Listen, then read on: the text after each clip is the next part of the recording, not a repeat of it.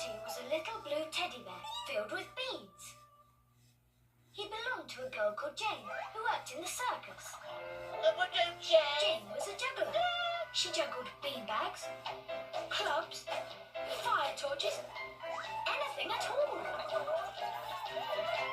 Monty loved Jane very much, but there was something that he had always wanted to do. I do wish Jane would juggle with me, he thought. I want to sail through the air and be caught, then sail through the air again, just like the beanbags.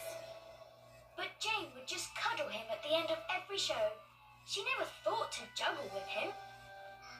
Then one day, just before the show began, Jane was checking all her things. Clubs, yes. Torches, yes. Beanbags, yes. Oh no! Cried Jane. A beanbag had split. The little beans rolled all over the floor. Jane could hear the circus crowd cheering in the big top. She had to go on at any moment. What will I do? She cried. I don't have anything the same size as a beanbag. I don't have anything that's full of beans. Then her eyes fell on Monty. Oh, yes, I do. She picked him up and said, Monty, would you mind if I juggled with you? Of course Monty didn't mind. It was the moment he had been waiting for. He heard the cheers of the crowd as he sailed through the air. Yippee! He cried. This is even more fun than I thought it would be. And from that day on, Jane always juggled with Monty, and the crowd loved the little beanbag bear. Clever Jane.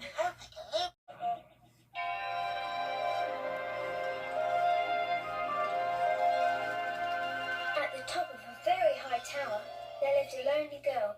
Her name was Rapunzel. She had been put in the tower by an evil witch so long ago that her hair reached right down to the ground. Poor Rapunzel couldn't escape because the tower had no door. She sat and sang to herself all day. La la la la la la la la.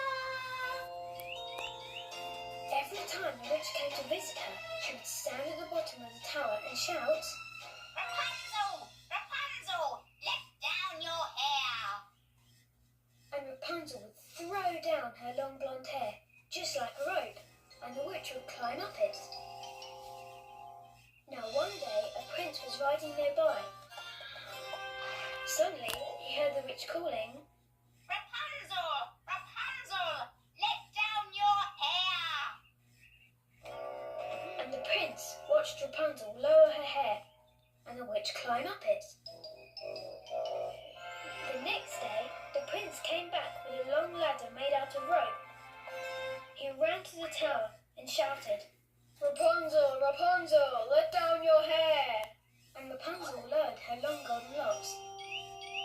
The prince climbed up quickly and explained he had come to rescue her.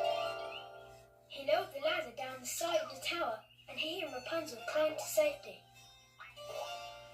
When the witch came back the next day and shouted, Rapunzel! Rapunzel! Let down your hair! Rapunzel was nowhere to be seen. She was living happily ever after with her handsome prince.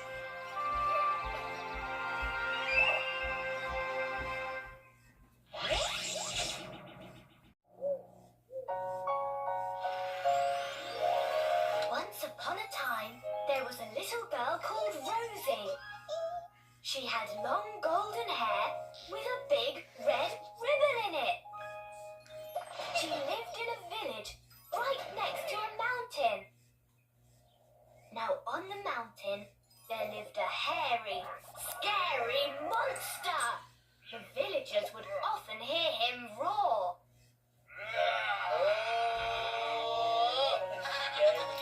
One morning, Rosie found that her big red ribbon had gone, and there were great big monster footprints leading out of the village.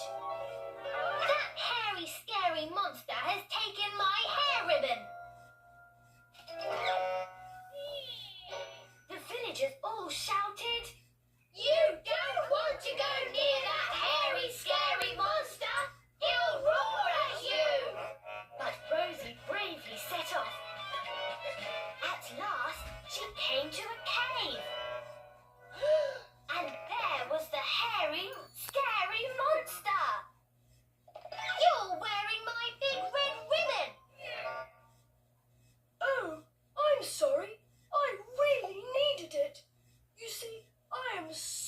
so hairy that I couldn't see where I was going. That made me cross, and when I'm cross, I roar. Then people think I'm scary. I don't want to be hairy or scary. Ah, I'm going to make sure you're not hairy or scary anymore.